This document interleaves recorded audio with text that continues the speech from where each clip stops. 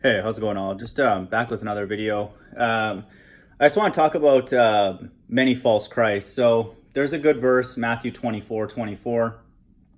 Again, not a coincidence that 24 and 24 adds together in Matthew 6:6. So Matthew 24:24 reads, "For there shall arise false Christs and false prophets, and shall show great signs and wonders, insomuch that if it were possible, they shall deceive the very elect." And I'll talk about the elect in a second. And so this is one thing I want to talk about, and also sort of motivated by a discussion I've had recently with another End Times guy, End Times Teachers, ETT. And this is not a shot to him, but just interaction I had with him, and then recently, earlier this morning and yesterday, with Pete Shea and all these characters in the ball earth, flat earth debate. Pete Shea is somebody who believes in something called like Aristarchus, that Jesus wasn't real or something like that, and all this kind of stuff. And then we have a lot of different opinions, out there. And it led me to sort of think about this. And so this is prophesied, that Matthew 24:24 says that there shall arise false Christs and false prophets. And so I just posted a video about how, to me, prophesying puts me in a position where I could potentially be dumb and evil, and that's something I'm very, very aware of. The Christ, the quote unquote Christ that I present through my channel, that I've come to know, through, my personal interactions, through my qualms, through my questions, and through my experiences in life, and, what I've learned from others is, that's my Christ. That is, the Christ that I put out there on the table, for people to learn about and examine and all that. And then ETT has his own Christ, because his Christ, though we both believe that Christ made a flat earth, he believes that his Christ had a physical dad, Joseph. Mine doesn't. And Pete's Christ is one who is like symbolic, and then I was even interacting with the Plain Truth, who is a guy who believes that all the prophecies have already been fulfilled. He's a preterist. And so his Christ will not return, like in the way that we, me and, for example, ETT might think that he will return, on UFOs. And so, there's all these Christs all over the place, and so to me, it's, again, like I said in my last video, I acknowledge that I could be wrong, for sure. And I think that that's important, because all these Christs need faith, or else there wouldn't be many Christs, if that Christ was actually here. Then there would be less room for ambiguity. And so faith is always required. But, one of the things in my channel is essentially to present my Christ, and if other people resonate with it, that's great, and I think that that's cool.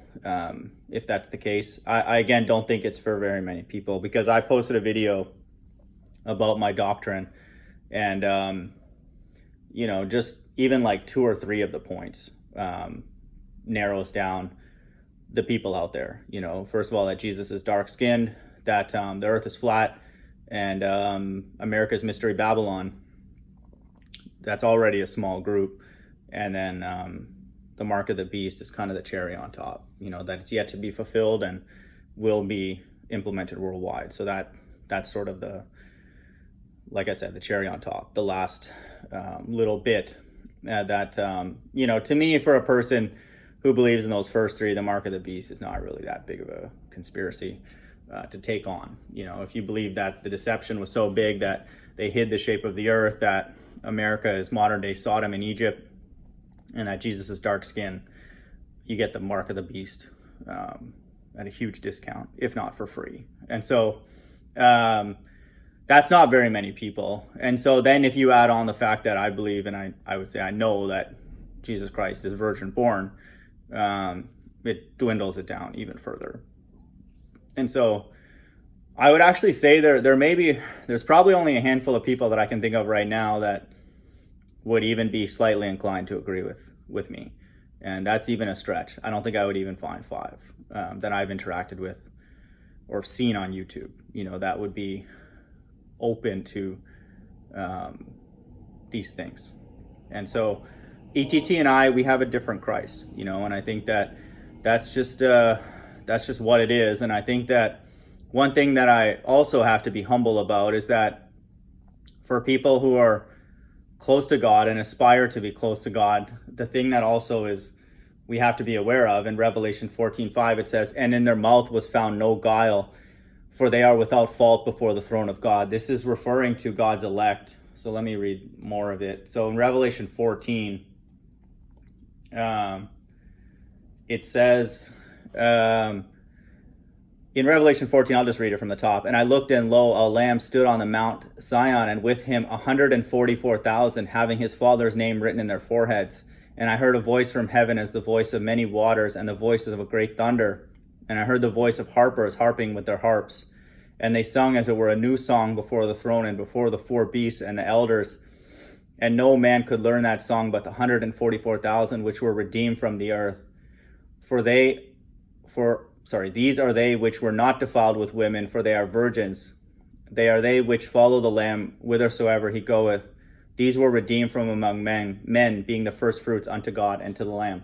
And in their mouth was found no guile, for they are without fault before the throne of God." And so this is a very, very select group, and I think that the thing that I wanted to point out is that in their mouth was found no guile. And so this is why we can never put ourselves in a position of being close to God, in particular in a group this small, because like it says here, there are some requirements. They're not defiled with women, which may be literal. And then it also says they follow the Lamb whithersoever he goeth, and they're men. And that's not very many people. If you get a sense of where Jesus went, that's not for very many people. And then also add on top of that, in their mouth was found no guile. So if Jesus was born of a man, if the earth is a ball, I'm not being the whole Bible is not true, but I'm just using the opposite of the things that I believe. If Jesus is not dark skinned and all these kind of things, that would be guile in my mouth, and so I'm not close to God, and whether, to me, the 144,000 are a very, very elite group, but it's not wrong to sort of try and be like them, and go wherever God goes, even if it's in sort of a spiritual sense in the days that we live in. So it's not wrong to aspire, to be like this elect group. But so, this is something that, it's important, to know that, God would not put false things on our lips. And so the God that we interact with, the Christ, because there are going to be many, is telling us about that God, and every one that ends up not being true is a false Christ. And so this is why I think this time in human history is very confusing, because there's really no consistency in doctrine anywhere.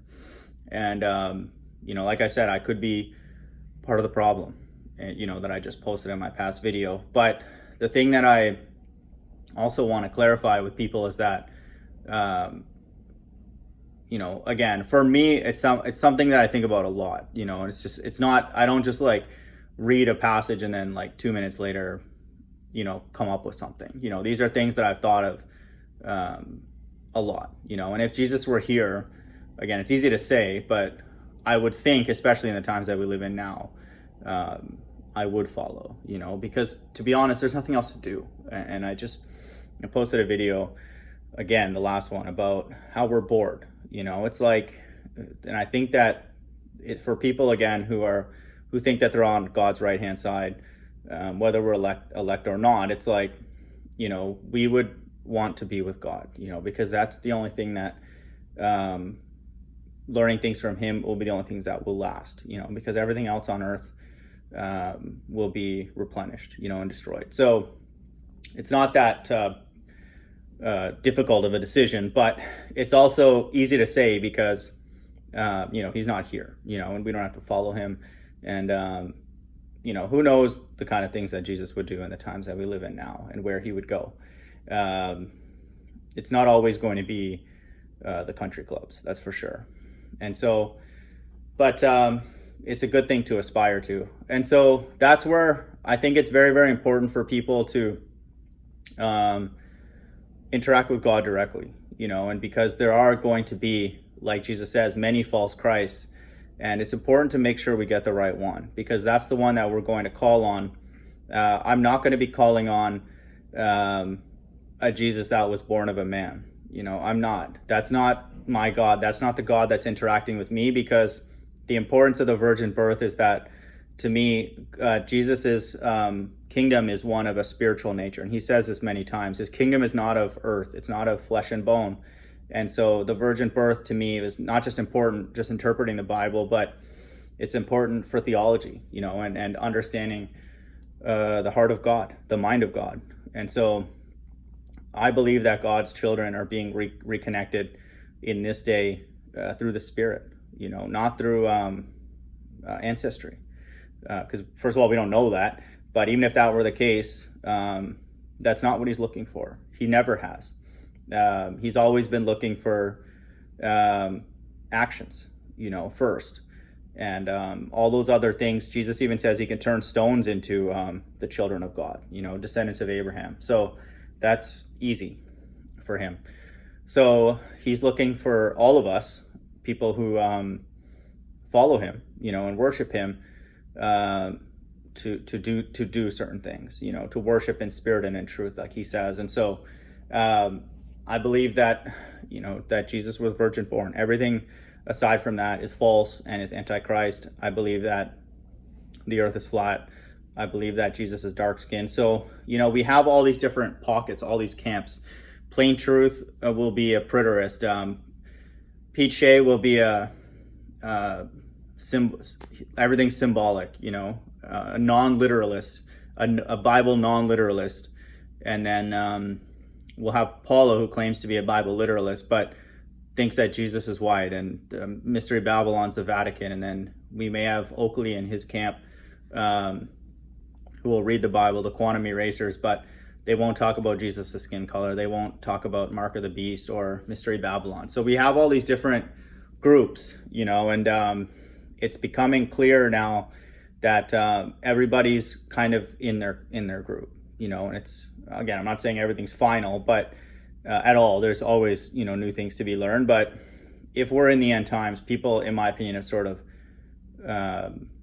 they know what they know, kind of thing. Like God has sort of given out things to people according to his will, and again, it's always a gift if the things that we end up believing are true, and so there's a chance that, and again, I say this to myself, that I may be wrong. I have to leave myself open to that. But, again, so I put my quote unquote God out there for people, and, I have no issues if they don't care, or have different views. That's fine. I think I'm getting